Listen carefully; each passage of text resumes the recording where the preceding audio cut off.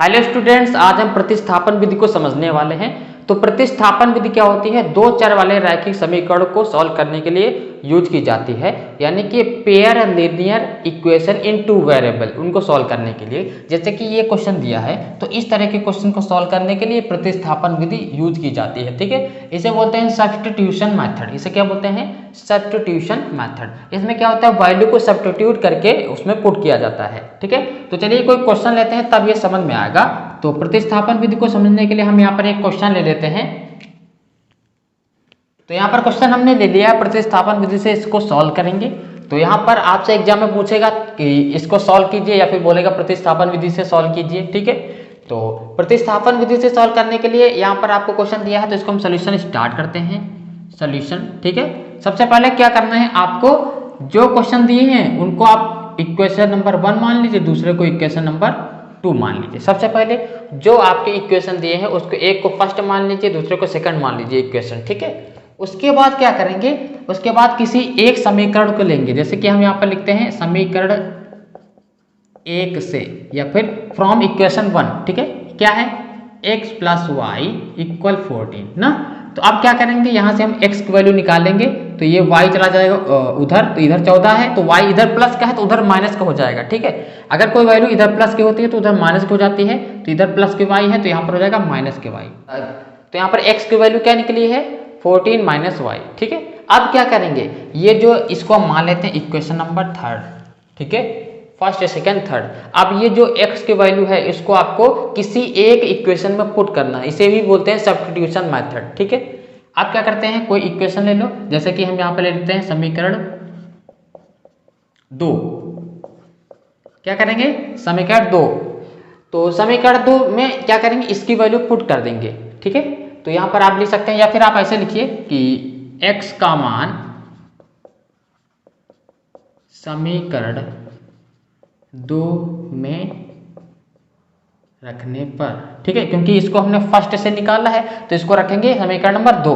समीकरण नंबर 2 क्या है? x माइनस वाई बराबर 4। ठीक है, तो यहाँ पर x की वैल्यू ये है ना 14 माइनस वाई, तो यहाँ पर पुट करो 14 माइनस वाई, और ये माइनस वाई इक्वल 4। ठीक है, सिंपल वैल्यू पुट किया है। ठीक है, यहाँ पर x की वैल्यू यहाँ से पुट कर दिया है। तो यहाँ पर देखो, ये है 14 माइनस वाई, ये है माइनस वाई, ये है 4, ये 14 उधर चला जाएगा ना, तो ये देखो माइनस वाई यानी कि माइनस के 2y जुड़ जाएंगे, माइनस माइनस प्लस, तो माइनस वाई 2y, माइनस का साइन लगेगा क्योंकि दोनों माइनस के हैं।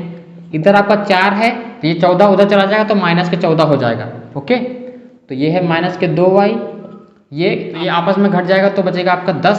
इस माइनस से ये माइनस कटा, तो यहाँ बचेगा 2 आया इसके बटे में। ठीक है, यहाँ से गुणे में है तो इसके बटे में आ जाएगा, तो ये y बराबर यहाँ बचेगा 10 बटे 2, 10 2 1 कम 2 2 पंची 10। तो y की वैल्यू क्या आ जाएगी? y की वैल्यू आ जाएगी 5। आप क्या करेंगे, इस y की वैल्यू को इक्वेशन नंबर 3 में रखेंगे। तो यहाँ पे लिखते हैं y का मान समीकरण कौन सा है? समीकरण 3 में रखने पर। ठीक है, y का मान समीकरण 3 में रखने पर। समीकरण 3 ये है, x बराबर 14 माइनस वाई। ठीक है, x बराबर 14 माइनस वाई, तो यहाँ पर x बराबर 14 माइनस y की वैल्यू क्या निकाला? 5, तो यहाँ पर 5 पुट कर देंगे y के स्थान पर। 14 में से 5 जाएगा तो बचेगा 9, तो x बराबर कितना आ गया? 9, और y बराबर आपका आ गया है 5। ठीक है, तो यहाँ पर हमने इन इक्वेशन को सब्स्टिट्यूशन मेथड से इसको हमने इजीली सॉल्व किया है। तो चलिए एक और क्वेश्चन लेते हैं, तब आपको समझ में आएगा। तो यहाँ पर क्वेश्चन नंबर 2 है, s माइनस टी बराबर 3, s by 3 plus T by 2 बराबर 6। ठीक है, तो इसको हमको सॉल्व करना है, तो प्रतिस्थापन विधि लगाएंगे। ठीक है, कौन सी विधि से? प्रतिस्थापन विधि से। मैं लिख देता हूँ, प्रतिस्थापन विधि से, यानी कि सब्स्टिट्यूशन मेथड। ठीक है, तो सबसे पहले क्या करेंगे, सबसे पहले इक्वेशन 1 मानेंगे, दूसरे वाले को इक्वेशन 2 मानेंगे। सबसे पहला काम यही करना है कि पहले वाले को इक्वेशन 1, दूसरे वाले को इक्वेशन 2।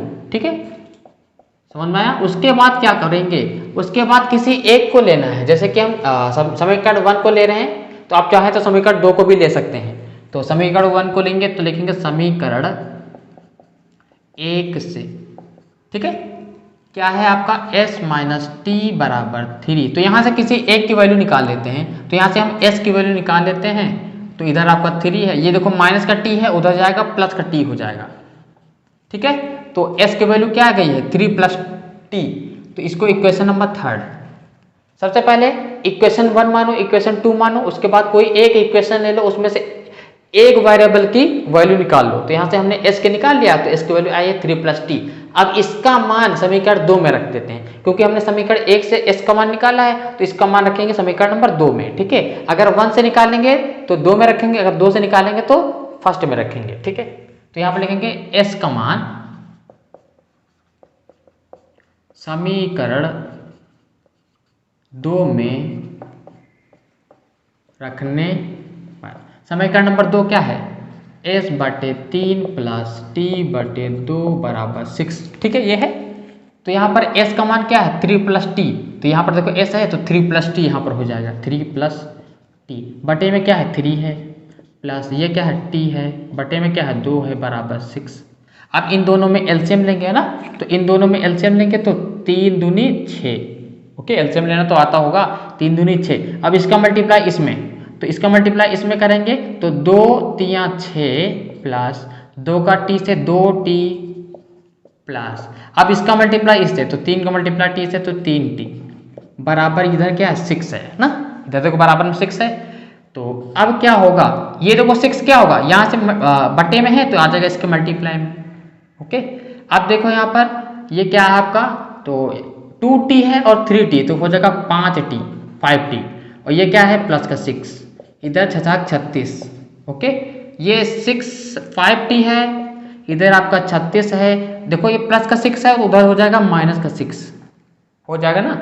इधर देखो 5t बराबर, ये घटेगा तो बचेगा 30, 36 में से 6 गया, ये 5 देखो मल्टीप्लाई में है, आ जाएगा इसके बटे में, तो 5 कम 5 5 का 30 6 आएगा, यानी कि t की वैल्यू क्या आएगी 6, t की वैल्यू क्या आ गई 6 आ गई। अब इस t का मान समीकरण नंबर 3 में रख दो, ये वाले पे, तो s का मान आ जाएगा। तो यहां पर लिखेंगे t का मान समीकरण किस में रखना है 3 में रखने पर, ठीक है। समीकरण नंबर 3 क्या है, ये रहा s बराबर 3 प्लस टी, तो s बराबर 3 प्लस t की वैल्यू क्या निकाला 6 है, देखो यहाँ पर, तो 6, तो 3 6 9, s बराबर 9। तो यहाँ पर क्या हुआ है, हमने s की वैल्यू 9 निकाल लिया है और t की वैल्यू 6 निकाल लिया है। तो इस तरीके से प्रतिस्थापन विधि से ये हमारे 2 चर वाले रैखिक समीकरण हमारे सॉल्व होते हैं। तो इस वीडियो को यहीं पर एंड करते हैं, नेक्स्ट क्लास में हम विलोपन विधि को पढ़ने वाले हैं। अगर आपको वीडियो अच्छा लगा तो लाइक कीजिएगा, चैनल को सब्सक्राइब कीजिए। मिलते हैं नेक्स्ट वीडियो में, थैंक्स फॉर वॉचिंग।